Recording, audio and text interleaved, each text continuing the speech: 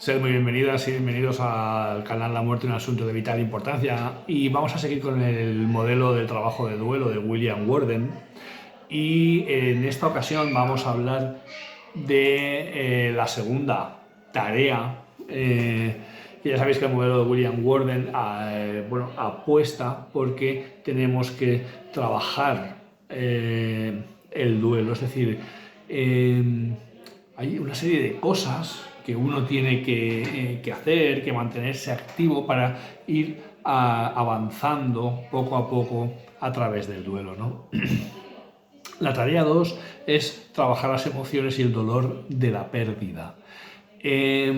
Parte de la idea fundamental, ¿no?, de que si tú no experimentas este dolor, ¿no?, en algún momento esto saldrá. Es decir, no experimentar el dolor hace que se prolongue.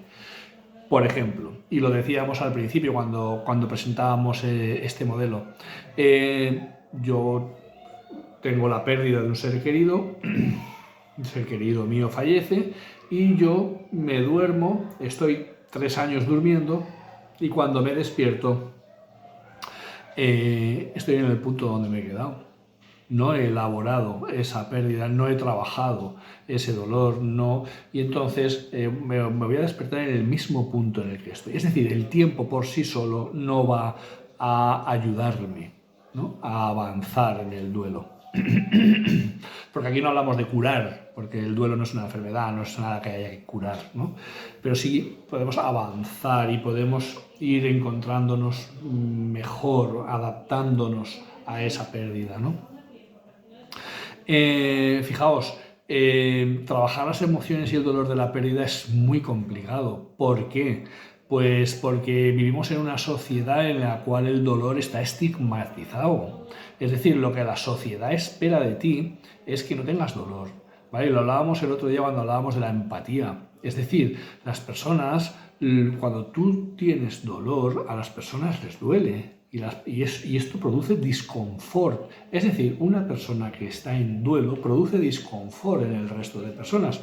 Al igual que una persona que tiene una depresión produce disconfort en el resto de las personas. Lo primero, cuando vemos a una persona llorando, lo primero que le decimos es no llores. ¿Por qué? Pues porque porque nos provoca esa sensación de incomodidad, ¿no? Y nos duele que la otra persona esté sufriendo, ¿no? Y queremos que la otra persona esté feliz. Lo que pasa es que muchas veces lo que hacemos es que intentamos que una persona que en este momento necesita expresar su dolor, pretendemos que esté feliz, cuando esto en este momento no toca. Yo tenía una estudiante que la quiero mucho, que esta chica me decía aquí que mi misión en la enfermería es hacer feliz a la gente.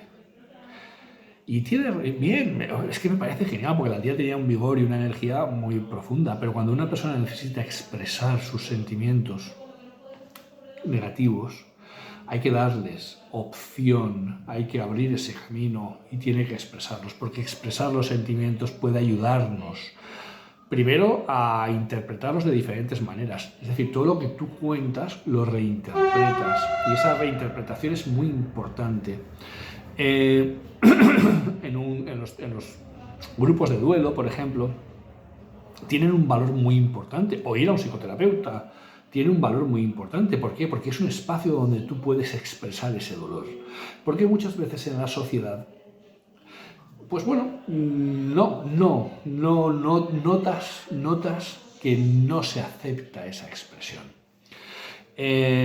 Fijaos lo que dice Gore en el 65, dice: abandonarse al dolor está estigmatizado como algo mórbido, insano y desmoralizador. Lo que se considera apropiado en un amigo que quiere bien a la persona en proceso de duelo es que le distraiga de su dolor. Esto es lo que nuestra sociedad considera que es lo que hay que hacer, ¿vale? Y bueno, pues sí, pero a veces también hay que escuchar, hay que dejar que el otro emocionalmente se ventile y permitir, pues, que el otro hable de lo que siente, ¿no? Esto también es importante. Bueno, pues fijaos, hay diferentes maneras en las que las personas intentamos distraernos del dolor, ¿vale? No sentir. Y muchas veces, ¿cómo intentamos no sentir? Pues algunos de los recursos que la gente utiliza son sanos y algunos de los recursos que la gente utiliza no son tan sanos, ¿vale? Por ejemplo, el alcohol o las drogas son recursos que se utilizan y no con poca frecuencia, ¿vale? En nuestra sociedad, muy típico en cualquier persona, el alcohol, ¿vale? Y realmente el alcohol no te va a quitar el dolor, ¿no? Dicen, bebo para olvidar, ¿no? Esto es una frase muy sufrida, ¿no? Beber para olvidar, pero no es así. No vas a olvidar nada, ¿no? Eh, Otra cosa que hacemos son las curas geográficas. Una cura geográfica, ¿qué es? Pues una cura geográfica es, mira, pues está ser querido, mi hijo, mi padre, mi hermano, mi marido, mi mujer, mi esposa, mi compañera, vivíamos aquí. Yo cuando entro en casa, yo no puedo soportarlo. Entonces, vendo, me voy a otro sitio. Bueno, nosotros siempre como asesores aconsejamos a nuestros pacientes y a las personas con las que interaccionamos o interactuamos, les aconsejamos que no tomen decisiones drásticas. Las decisiones drásticas no existe el momento de tomarlas. Cuando haya pasado un tiempo, se hayan meditado, se hayan consensuado bien, entonces es el momento de tomarlas. Mi consejo como asesor es que no se tomen decisiones drásticas, ¿no? Bueno, muchas veces intentamos no sentir teniendo solo pensamientos agradables acerca de la persona. Es decir, es que, pues bueno, solo voy a recordar aquellas partes de mi vida con esta persona que fueron felices, ¿no? Y ya está. Y así me olvido de todo el tema de la tragedia. Muchas veces reflexionar acerca de otras cosas, ¿no?, que han ocurrido con la persona querida también es interesante, ¿no? Y nos ayuda un poquito a trabajar. No hablar de la persona, borrar a la persona. Fijaos, un niño me decía, quiero que quiten todas las fotos de mi papá, porque no quiero, cuando pienso en mi papá me pongo triste. Claro, aquí tenemos un problema. ¿Las quitamos? ¿No las quitamos? Pues bueno, y aquí entra una cosa que es muy interesante, que es la negociación, ¿vale? Que la introduzco aquí, porque es muy interesante. Decir, oye, no, que mira, que en el canal este de los muertos y tal han dicho que es muy importante mantener las fotos, ¿vale? Muy importante trabajar esto. Entonces las dejo. Bueno, tampoco es así, ¿vale? ¿Por qué? Porque tenemos que aprender a negociar. Le decimos a esta persona, ¿no? Este nene, Juan, ¿vale? Vamos a quitar, no me gustaría quitarlas todas, porque a mí me gustaría recordar a papá, ¿vale? Si quieres quitamos la mitad o dejamos dos. ¿Cuáles te gustaría quitar? Me gustaría quitar estas tres. Vale, pues vamos a quitar esas tres. Pero sí que me gustaría que en el momento en que tú sientas que puedes hablar de papá, que lo puedes recordar, que las volvamos a poner. ¿Quedamos así? Vale, sí, no. A lo mejor las tardas más, tardas menos en ponerlas, pero algún día las volverás a poner. ¿Vale? Y es importante dejar alguna, ¿vale? Negociar, ¿vale? Esto es lo que Diego Gracia habla, que son los caminos intermedios, ¿no? Las acciones intermedias, ¿no? Dejarnos de los extremos y centrarnos un poco también en que hay otras alternativas que son intermedias. Bueno, ¿y cuáles son las emociones más habituales dentro del duelo, ¿no? Pues todas las que quieras, todas las emociones que existen, ¿no? Pero las más habituales son, obviamente, el enfado, la culpa, la ansiedad y la impotencia y la tristeza, ¿no? La tristeza es algo que siempre suele ocurrir, aunque hay muchos casos en los cuales nos enfrentamos a un duelo congelado, ¿vale? Que en principio no sale, pero que saldrá en algún momento. Yo me acuerdo muchísimo de una paciente a la que nunca jamás olvidaré, y la madre de esta chiquita, la que yo conocí durante 2 años y pico, con frecuentes reingresos, y que había mucha amistad. Y la madre, cuando falleció, me dijo: no siento nada, Quique, no lo entiendo. Pues mira que he visto yo llorar a esa madre y a esa hija juntas, muchísimas veces. Y en ese momento me decía: no siento nada, es que estoy súper confundida porque no siento nada. Bueno, la explicación a esto puede haber varias, pero una muy realista es que la emoción es tan intensa que te bloquea. Te bloquea. Es como cuando tienes mucho miedo, que en un momento dado te quedas paralizado y no sientes nada, ¿vale? Pues aquí pasa lo mismo.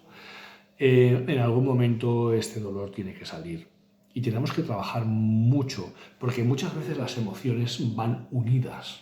Es decir, la frialdad emocional muchas veces va unida al sentimiento de culpa. Me siento culpable porque no tengo ningún sentimiento negativo, o sea, no estoy triste, ¿no? Y no lo puedo entender y me siento culpable, me siento mal, o sea, me estoy traicionando a mi hija.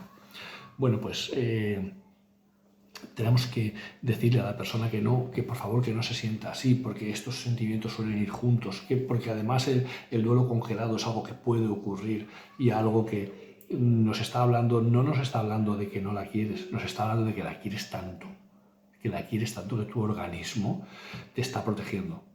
Tu organismo, tu sistema hormonal te está protegiendo, ¿vale? Y tenemos que decírselo a la persona, porque de verdad los sentimientos de culpa son muy poderosos. El enfado es y lo veíamos en el modelo de Kubler-Ross, ¿no? Que ella lo habla como una especie de fase y tal, pero el enfado puede estar a lo largo de todo el duelo, ¿no? Y te enfadas. Y el enfado es muy frecuente. Pues una madre, imaginaros una persona que se ha suicidado, ¿no? Y los padres pueden estar enfadados, ¿no? Y fijaos lo que pasa en el suicidio. En el suicidio pasa una cosa muy curiosa, y es que la misma persona que es la víctima también es el verdugo. Es decir, mi hijo ha sido asesinado, pero es que mi propio hijo es el asesino, ¿no? Y yo puedo tener rabia, porque puedo tener rabia contra mí mismo porque no le pude salvar. Puedo odiarme por no haberle podido salvar. Puedo odiar a mi pareja porque aquel día tuvo un mal gesto, ¿no? Puedo odiar a mi propio hijo porque ¿cómo nos puede haber hecho esto, no? En fin, el enfado contra Dios, contra los médicos, contra las enfermeras, pues claro, contra personas que podían haber hecho algo y no lo hicieron, ¿no? Es muy típico, ¿no? Es muy habitual y es normal. El enfado se da casi siempre, ¿no? Ansiedad, anhelo, impotencia, ¿no? De no poder hacer nada. Muchas veces la persona rumia las cosas que podía haber hecho y no hizo, ¿no? Pero bueno, esa rumiación también entra dentro de las respuestas normales, adaptativas, ¿no? Y tenemos que entender que son habituales, que son normales. Y de todas estas, todas tienen grados, ¿no? Puedo estar triste, muy triste, tristísimo, tener una depresión clínica, ¿no? Entonces, claro, una depresión clínica es algo muy grave, ¿no? Una crisis de ansiedad repetitivas es muy grave, ¿no? Alguien decía, ¿no?, que la crisis de ansiedad, quien no la ha pasado no sabe lo que es. Es como si te dieran un susto y la sensación que tienes cuando te han dado un susto, que es súper angustiante, mantenida en el tiempo horas. Imagínate esa sensación del susto mantenida en el tiempo horas, ¿no? Pues claro que la ansiedad tiene grados también, desde un ligero malestar a una ansiedad clínica potente que no te permite, que te crees que te vas a morir, ¿vale?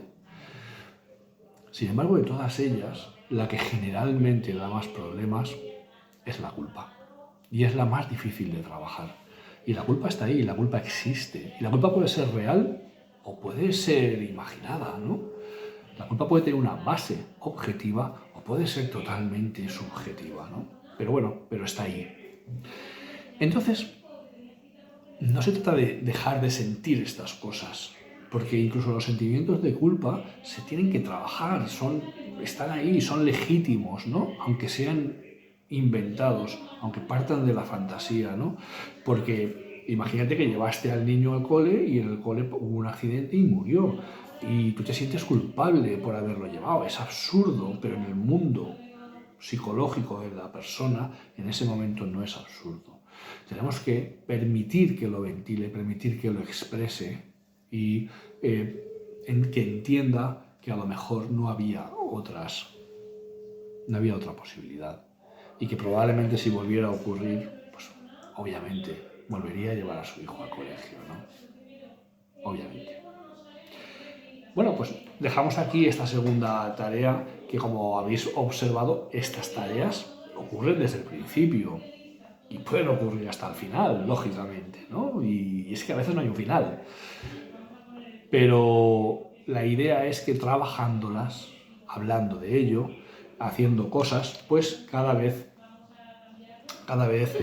podamos encontrarnos un poquito mejor, ¿no? Esa es la idea. Así que nada, lo dejamos aquí y el próximo día hablaremos de la tercera tarea. Un abrazo, chao.